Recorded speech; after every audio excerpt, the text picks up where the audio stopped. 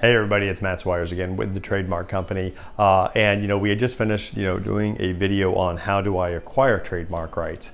And it came to us, of course, that, well, we should do the flip side video, which is how do I actually lose rights in an actual trademark. Not a question that actually comes up a lot, but it is a great educational opportunity for our customers and our viewers out there. So we thought we would just record a quick video on that. Well, we know that you acquire trademark rights in the United States when you simply use your trademark in commerce, meaning you actually offer your goods or services underneath a trademark to your customers. That grants you rights in the trademark. You don't need to register it or anything like that. Use alone is sufficient in the United States to actually acquire trademark rights. Well, how do you lose it then?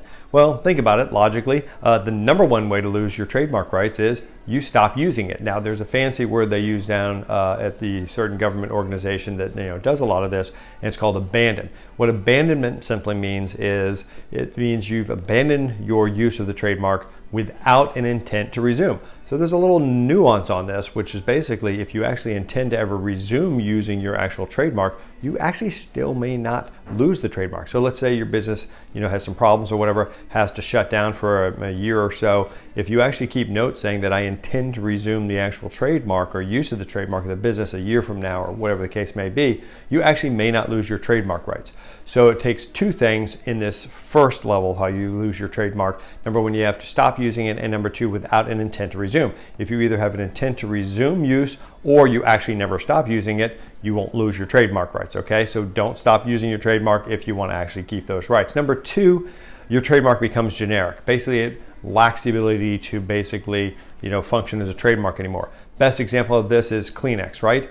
Basically, everyone talks about facial tissues and they say, hey, give me a Kleenex. And the answer is no, you say, give me a facial tissue, because when your product's trademark becomes so famous, it becomes generic for the product itself.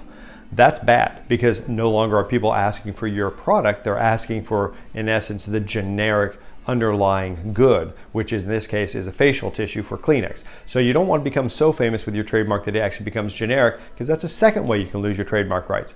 Third and finally, if you go bankrupt, which basically is sort of a subset of abandon with the intent not to resume use, or by force of other legal proceeding. If you're infringing on somebody else and the court orders you to stop actually using your trademark, that's the third way you can lose your trademark rights. So in general, keep using your trademarks, don't infringe on other people, and don't let your trademark become so famous that it becomes generic, and you'll be just fine and you'll keep your trademark rights. Hope this has been helpful.